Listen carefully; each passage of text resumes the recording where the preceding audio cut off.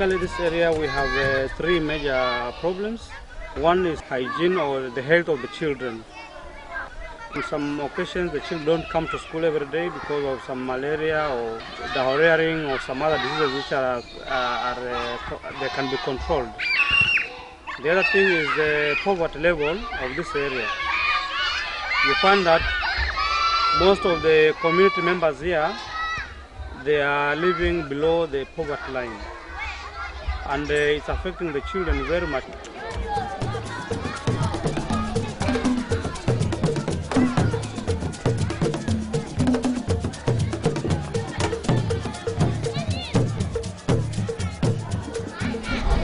Kama niko shule naweza nikavumilia mpaka nifike nyumbani, maana huko hakuna maji. Maana ukifika pale darasani kama hujakunywa maji kwa muda mrefu, you can't concentrate in class. They always think that after going to school we get drinking water, but when they come, sometimes they don't get even the drinking water. So it leads to poor enrollment in our schools. For example, at our place here, there is always bilharzia because of poor water. When these children are affected by diseases, they normally don't come to school. It means by not coming to school, it affects their performance. How many times do you wash your body in a day? 3 times. Yes. The clean body reflects a clean mind.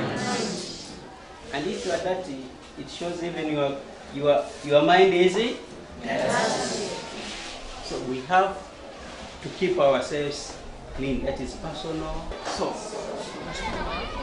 therefore, we now have almost 1,000 children, and yet we have only 6 classrooms. Children in class 7 are receiving instructions from their teacher, and it is because we don't have enough classrooms. That is why they are learning under the tree. Now, the future of the school, we are thinking to have more classrooms. We need to have about 6 extra classrooms to cater for the extra enrollment which is coming. Since the school is performing nicely, very many people are coming to the school. On the poverty line, we look at the microfinance as one of the projects to help the community to earn a living from those projects so that they can support their children. And the other area is the health and safety committee in the schools, whereby we have the sanitation projects. These ones include the toilets we build in the schools, and also we have the water tanks.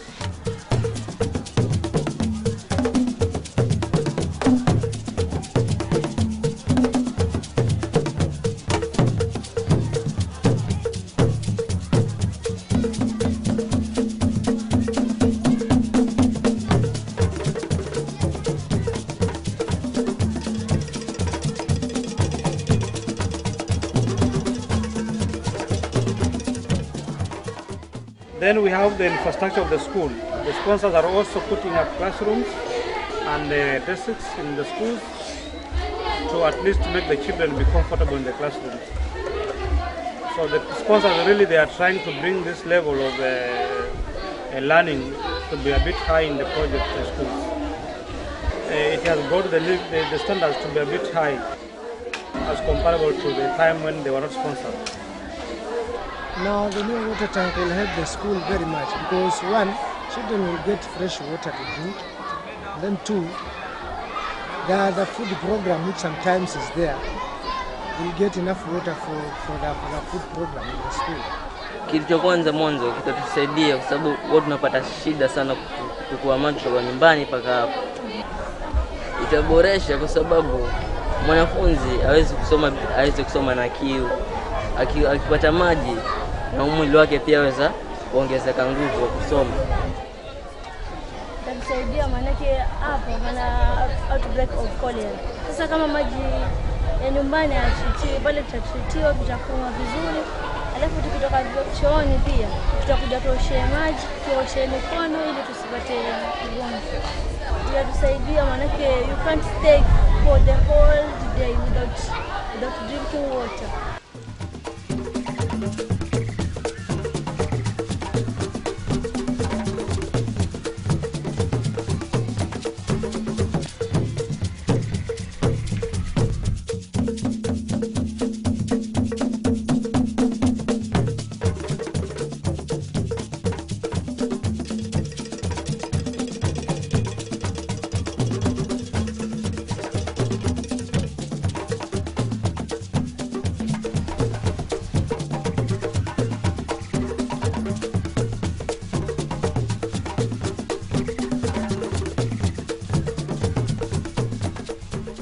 the sponsor brought this project to our school, there were so many challenges. That one really affected our level of education because most of the time we find the children were sick. Almost all the children were suffering from jiggers because the hygienic situation, which was pathetic. So most of the time you find the children are not attending classes. So when it comes to education performance, we were in most cases lagging behind because of that. We have to practice hygiene to make sure that we don't get diseases and some other illnesses. Remember, when we become sick, our bodies will not function normal. We'll have problems of here and there, and then we find that we'll not go on with our current activities. After the start of this project, actually, it has really improved the situation of the school because those cases of children staying at home because of these minor diseases has reduced to a maximum. We now have almost 90% attendance almost every time. So the attendance in the class is very good and the performance also has improved. Tunatumia kwa kunywa, hali kadhalika usafi wa watoto wakitoka kwenye michezo lazima wanawe mikono, kule kwenye vyoo pia kusafisha. Wakitoka kule kuna ndoo pale nje wanaosha mikono kwa sabuni. Kama mvua siku nyingi basi inaweza kuchukua kama miezi mitatu, lakini kutoka kwa sababu ya mvua zetu kidogo, saa zingine inaweza kuchukua hata miezi 4 kabla hajajaa. Kwa sababu tunaona kwamba liko karibu na kujaa, huwa tunafungua pale tunatumia maji ili mvua zikinyesha ipate kupata maji ya kutosha. Kama uwanjani hivyo tumecheza mpira, alafu mtu yasikia kiu iweza kuja akapa maji na akapata akanywa. Tunasoma kwa zingira baada ya kupata maji, kwa zingira masafi baada ya kupata maji.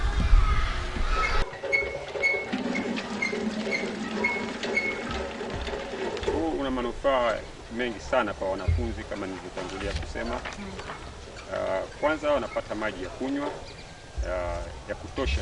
Mbeleni tulikuwa tukitegemea tu tanki moja ambalo liko pembezoni mwa madarasa yale, lakini sasa hivi tunashukuru maji yamekuwa mengi, hata tunataka kurudisha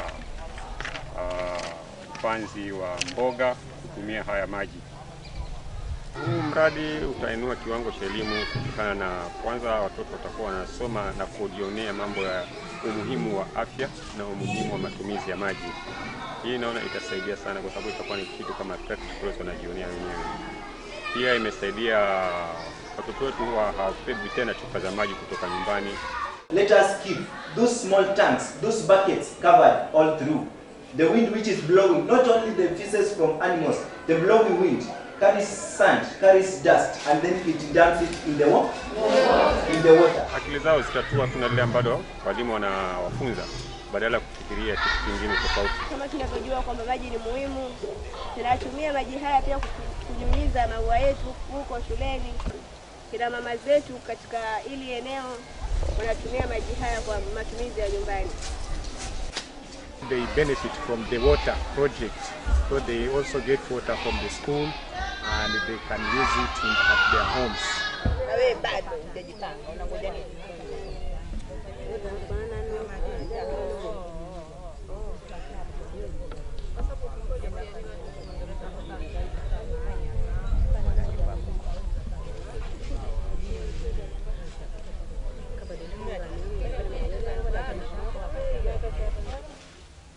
Hii ni shati ya shule ya mtoto wa kivulana. Hii nguo ya wanafunzi wa chuoni, na hii nguo ya wanafunzi wa kisichana wa shuleni, na hii shati ya juu, na hizi za wakina baba.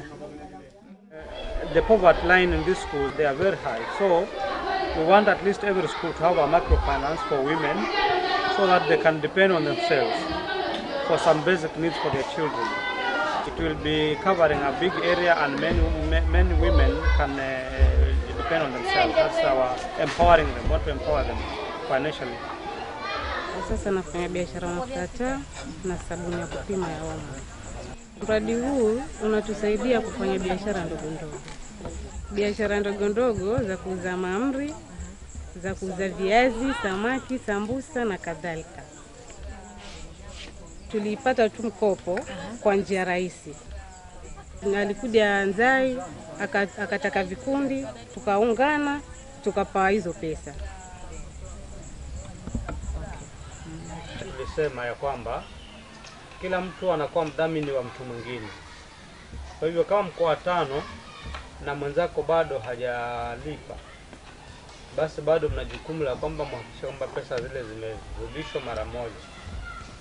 Wale ambao bado mtu 100, 500, 1000, nijue hiyo ndio siku ya mwisho kabla ya yule mwenyewe kuja, kwa sababu lazima sasa hivi mwenyewe aje mwezi wa pili, mwisho ndio tuanze tena vikundi vingine.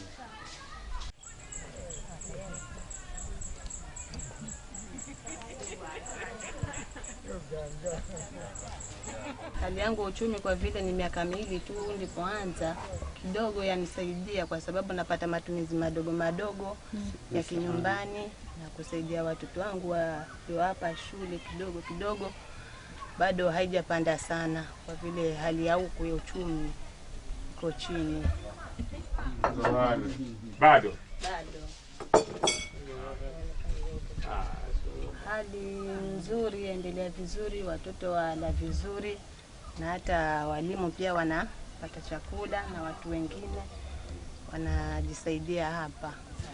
Imenisaidia kwa maana wakati ule nilikuwa sina pesa, lakini sasa hivi niko na pesa kidogo. Sasa nitosheleza kimaisha.